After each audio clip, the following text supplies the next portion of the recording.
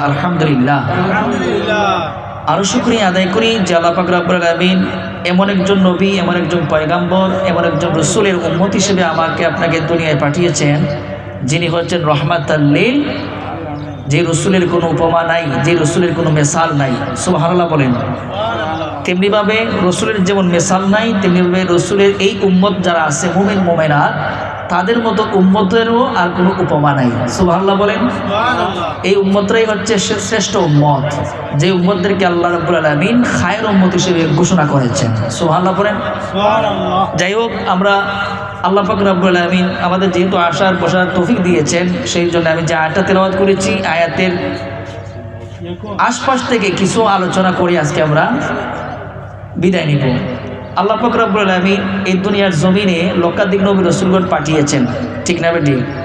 প্রত্যেকেরই আল্লাহ রাব্বুল আলামিন একটা দায়িত্ব দিয়েছিলেন, আল্লাহর পরিচয় তুলে ধরা, আল্লাহকে পরিচিত করা। তার মধ্যে লক্ষাধিক নবী রাসূলগণের মধ্যে আমার আপনার নবী হচ্ছেন সর্বশ্রেষ্ঠ নবী এবং রাসূল।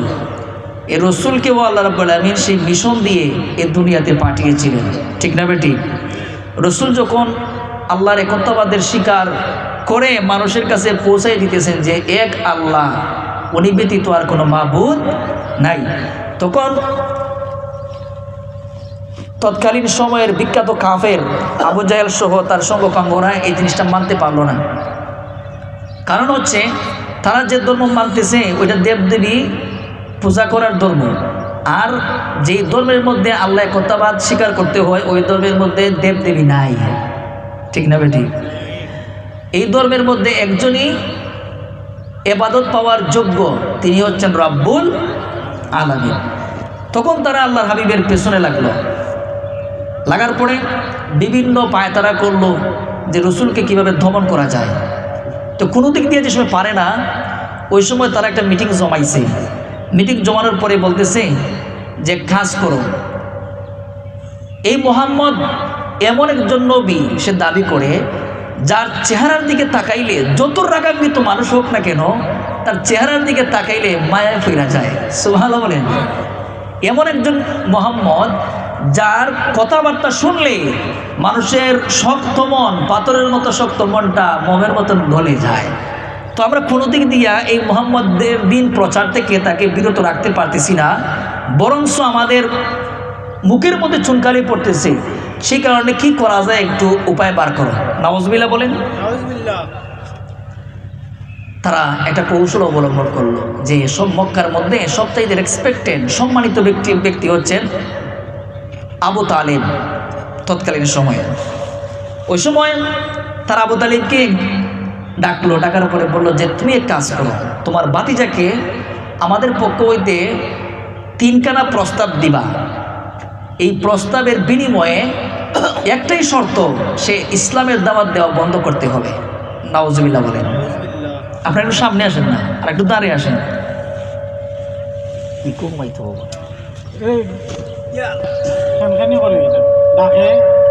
যখন এই পায়তারা করলো, তখন আল্লাহর হাবিব সাল্লাল্লাহু আলাইহি সাল্লামকে আবু তালিব গেলেন এই প্রস্তাব দেওয়ার জন্য। 3খানা প্রস্তাব কি জানেন?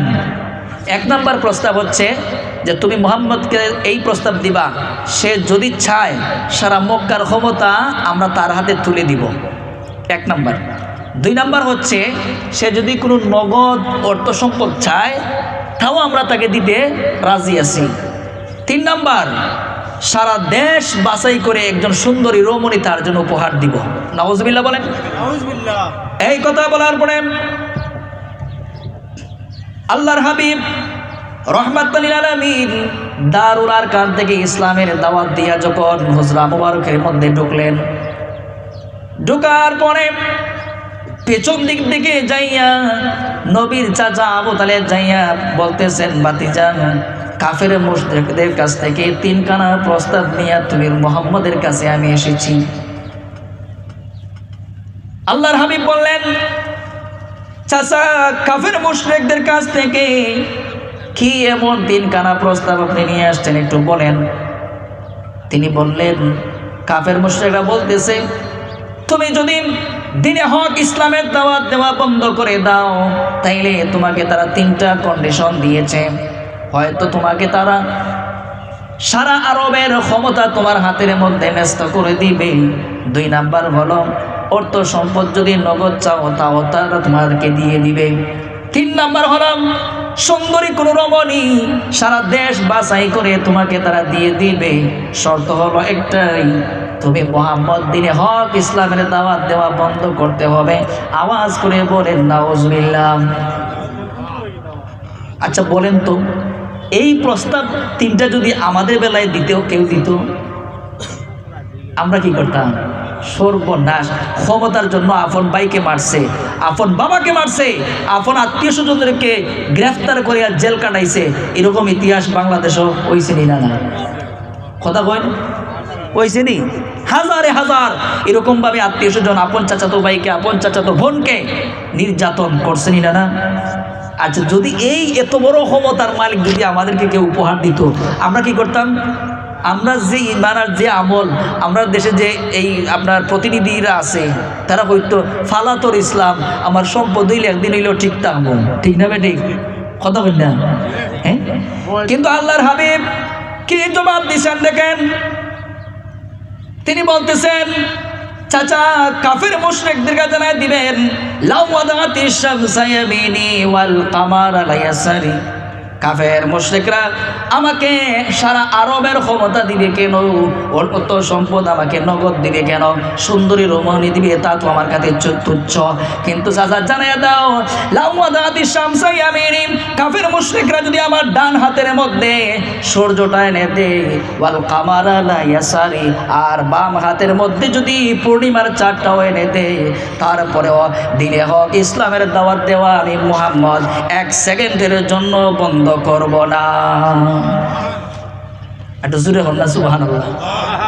1 সেকেন্ডের জন্য বন্ধ করব না। এইভাবে যখন তারা আমার নবীকে কৌশল অবলম্বন করে প্রস্তাব দিতে থাকলো, আমার রাসূল তো পাত্তাই দেয় না। জোরে কোন সুবহানাল্লাহ। এবার তারা নিরুপায় হইয়া সবাই যখন আল্লাহর হাবিবকে একটা সিদ্ধান্ত নিল, না না, ক্ষমতার লোভ দেখাইয়া মুহাম্মদকে গ্রাস করা যাবে না, সুন্দরী রমণী দিয়া মুহাম্মদকে গ্রাস করা যাবে না। তাহলে কি করা যায়? সবাই এক জায়গার মধ্যে জমায়েত হইয়া মিটিং জমাইয়া একটা উপায় খুঁজলো যে না না, এমনিভাবে কিছু করা যাবে না। যদি মুহাম্মদকে আরব থেকে বিদায় করে দেই, যেই জায়গার মধ্যে যাবে ওই জায়গার মধ্যে মুসলমান বানাইয়া লাইব, ইমানদার বানাইয়া লাইব, তার পার্টিটা গরম করে লাইব। এরকম চিন্তা ধারণা কইরা তারা এক পর্যায়ে সিদ্ধান্ত নিল, এই মুহাম্মদকে দুনিয়ার জমিন থেকে বিদায় করতে হবে। জবান খুলে বলেন নাউজুবিল্লাহ। আচ্ছা বলেন তো, যদি রাখে আল্লাহ মারার ক্ষমতা কারো আছে? জোরে বলেন, আসেনি? এবার যখন সবাই এক জায়গার মধ্যে মিটিং জমায়া 10 জন একেবারে তরতাজা যুবকদেরকে দায়িত্ব দিল, যদি তোমরা মুহাম্মদকে দুনিয়ার জমিন থেকে বিদায় করতে পারো 100 উট তোমাদেরকে পুরস্কৃত করা হবে। ঘটনাক্রমে আমি ওই দিকে যাচ্ছি না, যখন আল্লাহর হাবিব ঘরের মধ্যে ঘুমাইলেন, আল্লাহ রাব্বুল আলামিন জানিয়ে দিলেন, বন্ধু হিজরত করার সময় হয়ে গেছে, হিজরত করার সময় হয়ে গেছে। সেই জন্য আপনি এক কাজ করেন বন্ধু, তারা আপনাকে মারার জন্য কন্ডিশন নেয়, এক কাজ করেন, এই নরম ভাষায় মিষ্টি সুরে জান্নাতি জবানে আর ইসলামের দাওয়াত দেওয়া যাবে না। এখন থেকে আমার নবী জিজ্ঞাসা করলেন, তাইলে কিভাবে দাওয়াত দিব? রাসূল বললেন, মিষ্টি কথার দিন শেষ, বন্ধু হাতের মধ্যে তলোয়ার উঠান, আর আবু জাহেলকে বলেন সেজন্য বদরে চলে আসে, ওই বদরের জমিনে খেলা হবে। জোরে কোন সুবহানাল্লাহ। এবার যখন আমার নবী আল্লাহর হুকুম পাইয়া হাতের মধ্যে তলোয়ার উঠাইয়া নিলেন, জিজ্ঞাসা করলেন, আবু জাহেল কি বলতে চাও? কারণ হচ্ছে মুসলমানদের এইটা যায় না যে তারা আগের যুদ্ধের জন্য ডাক দিবে। মুসলমানদের নীতি হবে তারা সংশোধিত হবে, সমাধানের দিকে যাবে। কিন্তু যখন আল্লাহর হাবিব সমাধানের কথা বললেন, আবু জাহেল সমাধান চায় না, যুদ্ধ চায়। নাউজুবিল্লাহ বলেন। ওই সময় যুদ্ধ পাইতে গেল, ওই যুদ্ধের নাম হচ্ছে বদর। যে যুদ্ধটা রমজান মাসে 17 রমজানে হয়েছিল। জোরে বলুন সুবহানাল্লাহ। এবার যখন যুদ্ধ পায়, সবাই যুদ্ধের প্রস্তুতি নিচ্ছে। কাফের মুশরিকদের সেনাপতি হচ্ছে আবু জাহেল। আর দিনে হক ইসলামের পক্ষে, মুমিনদের পক্ষে, আল্লাহর পক্ষে হচ্ছেন সেনাপতি আমার নবী। সুবহানাল্লাহ বলেন। যেই যুদ্ধের একটা অংশ আল্লাহর দিন প্রচারের কারণে, আল্লাহর নাম গন্ধ প্রচারের কারণে যুদ্ধ হয়, ওই যুদ্ধে কি আল্লাহ শরীক আছে না নাই? জোরে বলেন, আসেনি? যুদ্ধের ময়দানে যাওয়ার জন্য রেডি। তো আবু জাহেল এত চালাক, সে কন্ডিশন নিতেছে, বাতিজা কাজ করো, কারণ আমি যে আয়াত তেলাওয়াত করেছি আল্লাহ আয়াতেই বলেছেন ওয়ালাকাদ নাসরাকুমুল্লাহু বিবাদরিন ওয়া আনতুম আযিল্লা। আমি তোমাদেরকে সাহায্য করেছি যখন তোমরা নিরুপায় ছিলে, তোমাদের দলের শক্তি কম ছিল। ওই সময় আমি আল্লাহ তোমাদের তাকওয়ার বিনিময়ে, ঈমানের বিনিময়ে তোমাদের শক্তি, তোমাদের দলকে মজবুত করে আমি আল্লাহ নিজে দিয়েছি। জোরে কোন সুবহানাল্লাহ। সেই জন্য আল্লাহ মুমিন যারা, তাকওয়াবান যারা, তাদের পক্ষে আসে না নাই? জোরে বলেন। বিপদ আপদ আল্লাহ দেয়, কিন্তু উদ্ধার করে কে? জোরে কোন না। তো দেয় কেন বিপদটা? পরীক্ষার জন্য, দেখি বান্দা কতটুকু আমাকে চিনে থাকতে পারে। সুবহানাল্লাহ বলেন। এইবার যখন যুদ্ধের দাবা বাজায় দিল আবু জাহেল, একদিকে আবু জাহেল বদরের দিকে চলে গেল। এবার মুসলমানরা আল্লাহর নবী কাদেরকে নিয়ে যাবেন? মানুষ তো কম, 313 জন মাত্র। আর কাফেরদের দলবল অনেক বড়, 1000 সৈন্য, তাদের ঘোড়া অনেকগুলা, উট অনেকগুলা, তলোয়ার অনেকগুলা। কিন্তু মুসলমানদের মাত্র উট ছিল মাত্র 2টা। 313 জনের উট মাত্র কয়টা? 2টা। তলোয়ার মাত্র 8টা। আচ্ছা বলেন তো, এই 8টা তলোয়ার দিয়া 313 জন কি যুদ্ধ করবে? যদি বলেন না, পারবেনি। 313 জন আর কোথায় 1000? পারা সম্ভব নেই। আচ্ছা যদি পারা সম্ভব না, এই অসম্ভবকে যিনি সম্ভব করতে পারেন তিনি তো আল্লাহ। কি বলেন? আল্লাহ বলেন বন্ধু আপনি মাঠে যান, আবু জাহেলকে কন্ডিশন দেন, সেই জন্য মাঠে চলে আসে। ফাইনাল খেলা হবে ওই বদরের মাঠে। সুবহানাল্লাহ বলেন। এবার নবী যখন যুদ্ধের জন্য সাহাবায়ে কেরামদেরকে জানাইলেন, এই প্রেক্ষিতে 2জন ছোট্ট ছেলে, একজনের নাম মাআজ আর একজনের মুআজ, এই 2জন ছেলে, তারাও যাইয়া জিজ্ঞাসা করতেছে উনি কে? নবীকে প্রশ্ন করতেছে যে আপনি কে? তিনি বলেন আমি মুহাম্মদ, আল্লাহর নবী। কয় আপনার বাড়ি কোথায়? কয় আমি ছিলাম মক্কায়, কিন্তু আমার আত্মীয় স্বজনরা দুশ্মনী কইরা আমাকে বিদায় করে দিছে, আর মদিনায় আসছি। তো মদিনায় আসার পরে কয় আবার আপনাকে যে বিদায় করে দিছে ওইটা আসল অধিনায়ক কে ছিল? কইটা আমার চাচা আবু জাহেল। পরিচয় দিছে আর কি। তো দেওয়ার পরে চলে গেছে। এবার 2 ভাই ছোট, তো একটার বয়স 10 বছর আর একটার বয়স 8 বছর। এবার তারা 2 ভাই যুক্তি মনে মনে যুক্তি করতেছে। এক ভাই আরেকবারে কয় আল্লাহ এই নবীকে ফাটাইছে, এই নবী আল্লাহর দাওয়াত দেয়, আর এই নবীর সাথে দুশ্মনী করে, এই শয়তানটারে তো সাইজ করা দরকার। সুবহানাল্লাহ বলেন না। তো ভাই তুই কি কস? এক ভাই আরেক ভাইরে কইতাছে যে আমরা যদি আবু জাহেলের সাথে কোনো সময় যুদ্ধের দামামা বাজে, তাইলে আমরা 2 ভাই কিন্তু আবু জাহেলকে হত্যা করার জন্য যুদ্ধে যাই, নিয়ত করে লাইছে। সুবহানাল্লাহ বলেন না। এই কথা বইলা তারা বাড়িতে গেছে। তো যাওয়ার পরে দেখতেছে মা, তাদের মা বিলাপ কইরা কইরা কান্দাছে। তো জিজ্ঞাসা করে মা আপনি কান্দেন কেন? কয় বাবা রে কান্দি, শুনছি মুহাম্মদ সাল্লাল্লাহু আলাইহি ওয়াসাল্লাম আল্লাহর নবী আবু জাহেলের বিরুদ্ধে বদরের মাঠে যুদ্ধে যাবেন। যদি তোদের বাবা আজকে বাচ্চা থাকতো তাইলে আমি যুদ্ধের মধ্যে তোদের বাবারে ফাটাইয়ে দিতাম। যদি শহীদ হইয়া যাইতো তাইলে আমি একজন শহীদের স্ত্রী হইয়া মর্যাদা লাভ করতাম। আর যদি বাইসা গাজী হইয়া আসতো তাইলে আমি একজন মুজাহিদের বউ হিসেবে পরিচয় দিতাম। কিন্তু তোদের বাবা তো দুনিয়াতে নাই, সেই জন্য সেই দুঃখে আমি কাঁদতেছি। সুবহানাল্লাহ। আবার বলতেছে আবার তোরা আমার 2টা সন্তান, যদি তোরাও বালেগ হইতি, উপযুক্ত হইতি, তাহলে তোদেরকেও আমি ফাটাইয়ে দিতাম, শহীদের মা হইতাম, নাহলে মুজাহিদের মা হইতাম, একটা গৌরব বোধ করতাম। এই কথা বলার পরে এই ছেলে 2টা মাআজ এবং মুআজ বলতেছে আম্মা আমরা তো নিয়ত করে লাইছি, আমরা শুনছি আগামীতেই নাকি আবু জাহেলের সাথে যুদ্ধ হবে বদরে, তো আমরা নিয়ত করেছি আমরা 2 ভাই যুদ্ধে যাব। সুবহানাল্লাহ। এবার মা বলতেছেন তোরা 2টা ছোট্ট ছেলে, তোদের কি যুদ্ধে দিবে? তোদেরকে তো মানুষ ফায়ার নিচে ফালাই ফিসালাইব।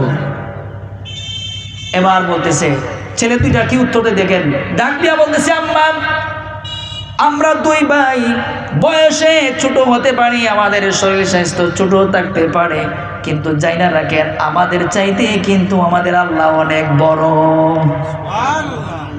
এই মা, আপনি শুধু অনুমতি দেন, বাকিটা আল্লাহ দেখবেন। আর আমরা দুই ভাই আছি। এই কথা বলার পরে মার মনটা খুশি হয়ে গেছে। আমরার মা কি এরকম যুদ্ধে পাঠাইব? কইব কিয়ামত দেখে যাওয়ার পরে গড়তেই পারতাম না, ঠিক না বেটি বলেন না? এবার যখন মা দুইটা সন্তানকে অনুমতি দিয়ে দিলেন, অনুমতি দেওয়ার পরে যখন যুদ্ধে চলে যাবেন, এবার রসুল বলতেছেন আমি দেখলাম তাকাইয়া লেংরা আতুর বুবা মানুষগুলাও দাঁড়াইয়া গেছে, নাবালের ছেলেগুলিও দাঁড়াইয়া গেছে। এখন কাদেরকে আমি নিয়ে যুদ্ধ করব? যুদ্ধের ময়দানে যাইতে হইলে তো শক্তিশালী পুরুষের প্রয়োজন, শক্তিশালী একজন মানুষের প্রয়োজন। তাই এই ছোট্ট বাচ্চাদেরকে নিয়ে আমি কি করব?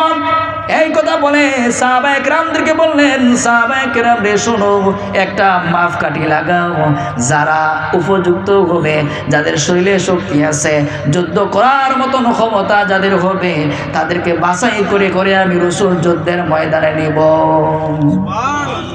এবার চললো বাছাই পর্ব। বাছাইয়ের মধ্যে যখন আল্লাহর হাবিব যখন সবাইকে দেখতেছেন, ছোট ছোট বাচ্চাদেরকে বিদায় করে দিচ্ছেন, তোমরা বাড়িতে যাও, খেলাধুলা করো, মা বাবার খেদমত করো, তোমাদেরকে যুদ্ধে নেওয়া যাবে না। ওই সময় মাজ আর মুয়াজ এক ভাই আরেক বাইরে বলতেছে, বাইরে এরকম যদি বাছাই করে তাইলে তো যুদ্ধে যাওয়া যাবে, কি করা যায়? যুক্তি করতেছে।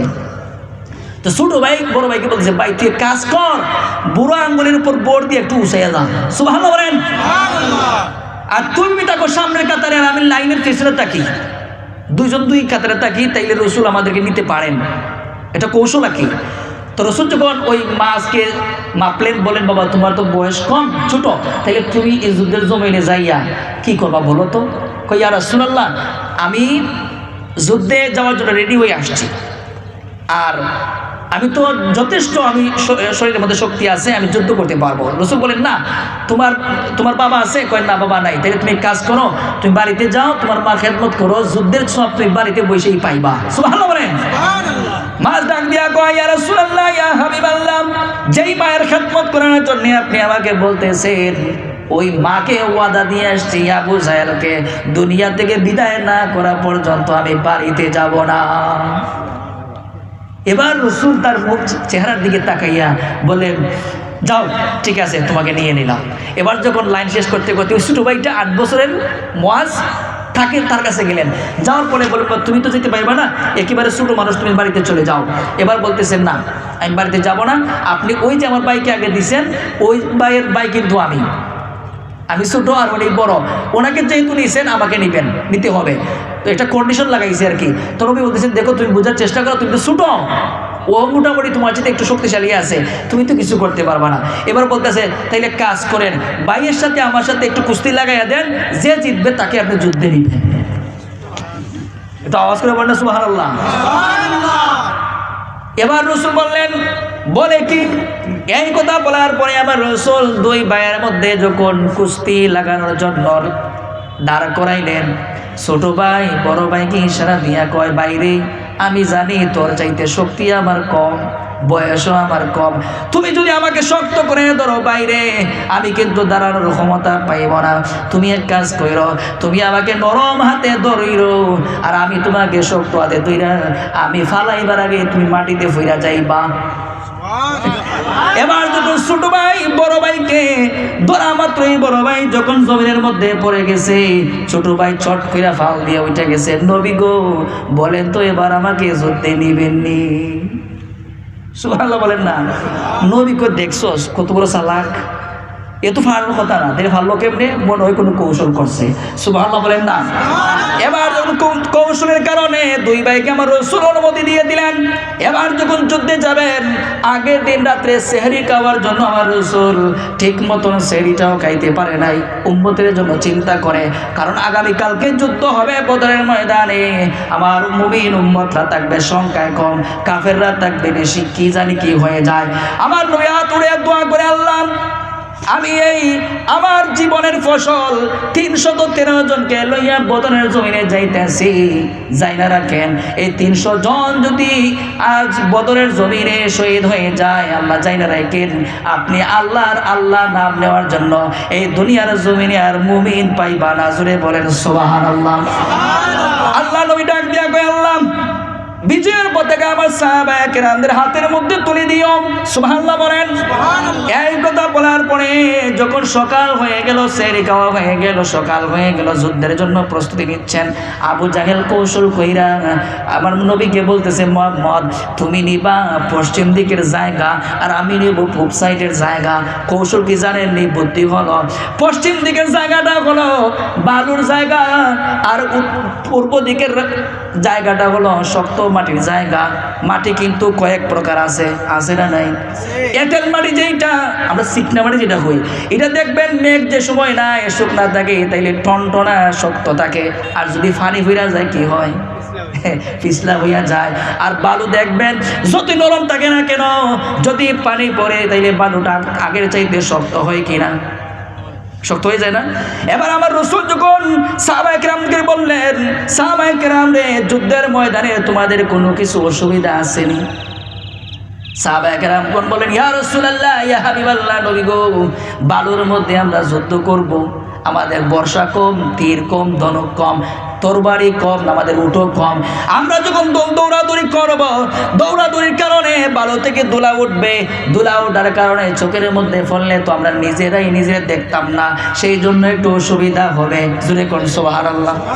আমার রাসূলুল্লাহ দরবারে হাত বাড়িয়ে দোয়া করে, আল্লাহ এই ধুলা বালির কারণে যদি আমার সাহাবায়ে কেরাম যুদ্ধ ঠিক মতো না করতে পারে, তাইলে তো আপনার এই কালেমার পতাকা আকাশে উড়বে না, আপনি একটু ব্যবস্থা কইরা দেন। সাথে সাথে দেখা যায় এই প্রচন্ড রৌদ্রের মধ্যে আমার আল্লাহ মেঘমালা ছায়া দিয়া বৃষ্টি নামাইয়া দিছে। বৃষ্টি নামাইয়া দেওয়ার কারণে বালুর জায়গাটা শক্ত হয়েছে কিনা আর চিকনা মাটির জায়গাটা পিচ্ছিল হয়েছে কিনা। এবার যখন কাফের মুশরিকরা মুসলমানদেরকে মারার জন্য দৌড়াই আসে, তাদের তীর, তাদের ধনুক, তাদের বর্ষা, তাদের তলোয়ার তাদের উপরে পড়েই তারা ধ্বংস হইয়া যায়। এবার আমার নবী আব্দুল্লাহ ইবনে আব্বাস বলেন, আল্লাহর হাবিব বলেছেন, যখন যুদ্ধ শুরু হয়ে যায় অবস্থা, ওই সময় রাসূল বলতেছেন, ওই দেখো আল্লাহ রাব্বুল আলামিন ওনার কুদরত থেকে আল্লাহ আকাশ থেকে সৈন্যবাহিনী পাঠাইয়া দিছে। সুবহানাল্লাহ বলেন। ওইদিকে আমার আল্লাহ ডাক দিয়া বলতেছেন, জিব্রাইল আজকে আর তোমার ওহী নিয়ে যাওয়ার কোনো দরকার নাই, যুদ্ধের পোশাক পইরা লাও। আওয়াজ করে বলেন না সুবহানাল্লাহ। এ জিব্রাইল আজকে ওহী নিয়ে যাওয়ার দরকার নাই। কই তাইলে কি করতাম? কই যুদ্ধের পোশাক লাগাও, অস্ত্রপাতি হাতে নাও, বদরের মাঠে আজকে আবু জাহেলের সাথে খেলা হবে। সুবহানাল্লাহ বলেন। সুবহানাল্লাহ।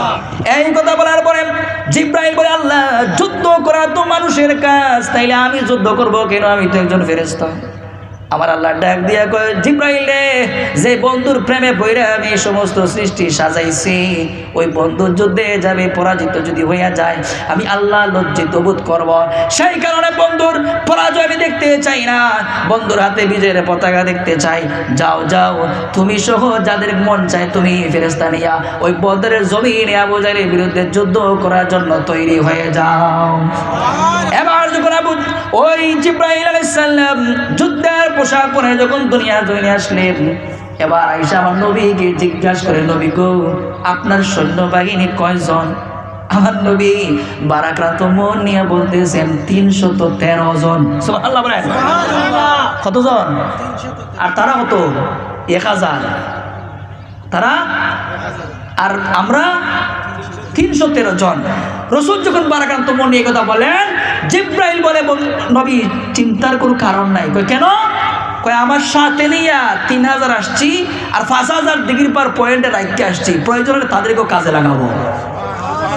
আজ একটু জোরে এখন না সুবহানাল্লাহ।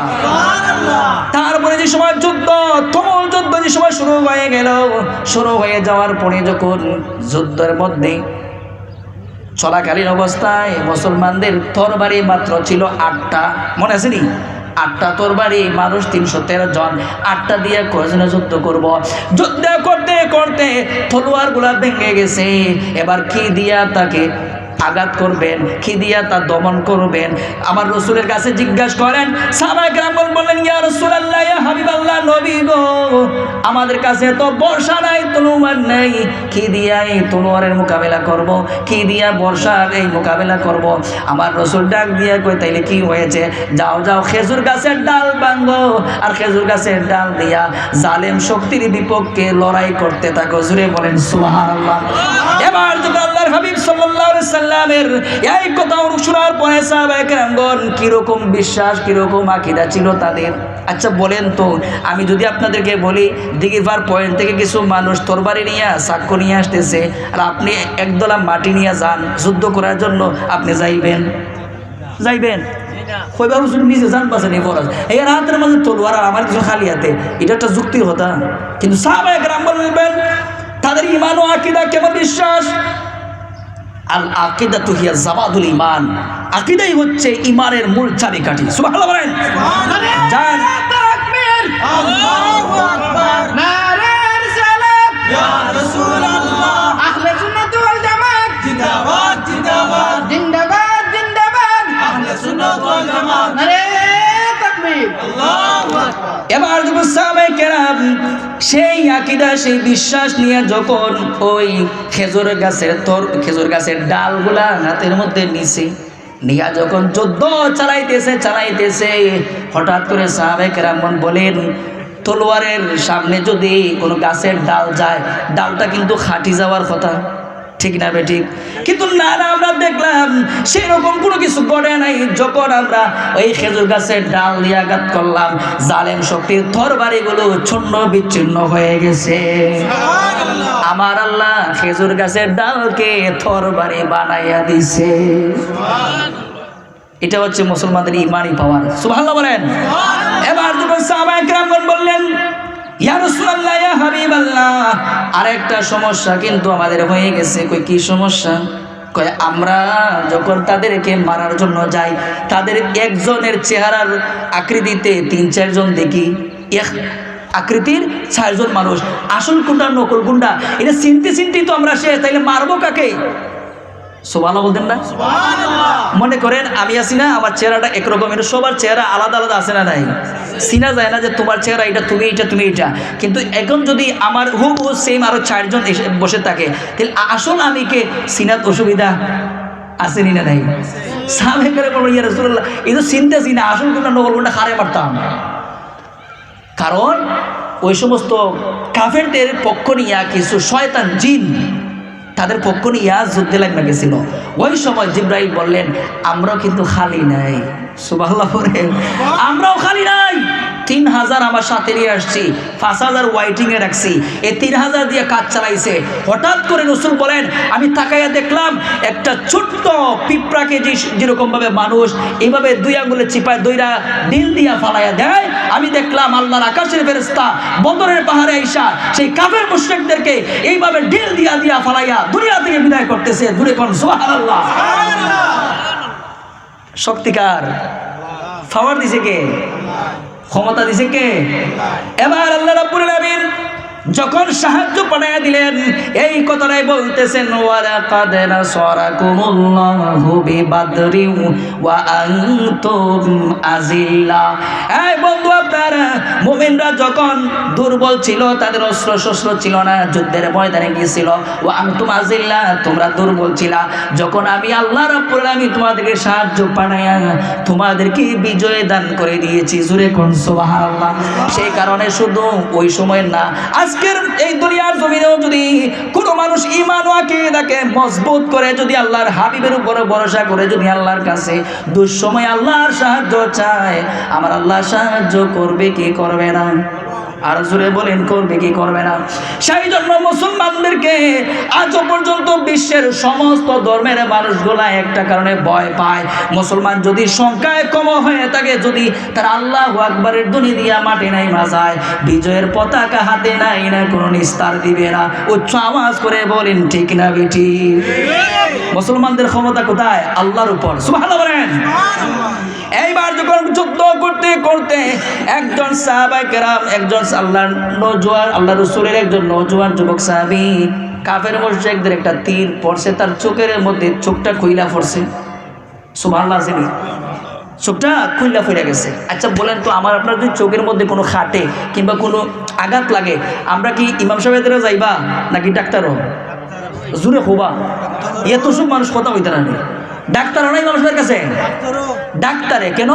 এটা ইমাম সাহেবের কাজ না, ইমাম সাহেব পারতাও না, ফুটি লেভেল জিনিস কিন্তু খাস হয় না, ঠিক না? ঠিক। হ্যাঁ, তো এই খাটাকুটি এটা কিন্তু আবার ফুয়ে খামাইতো না, ডাক্তারই লাগতো। কিন্তু সাহাবায়ে কিরামদের কি আকীদা, কি বিশ্বাস, কোনো কবিরাজে গেল না, ডাক্তারের কাছে গেল না, হাতের মধ্যে চোখ লইয়া গেছে। ইয়া রাসূলুল্লাহ, কাফের তীরের আঘাতের কারণে চোখ খুলে গেছে, আমার চোখটা একটু ভালো করে দেন।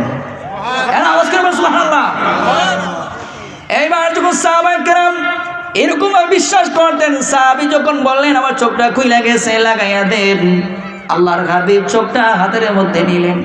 নেওয়ার পরে চোখটা লাগার আগে ডাক দিয়া বলতেছেন, সাহাবীর নাম ছিল কাতাদা, সূরা কোন সুবহানাল্লাহ, ডাক দিয়া বলতেছেন, কাতাদা রে, আমি রাসূল জানতে চাই তুমি চোখ চাও না আল্লাহর জান্নাত চাও?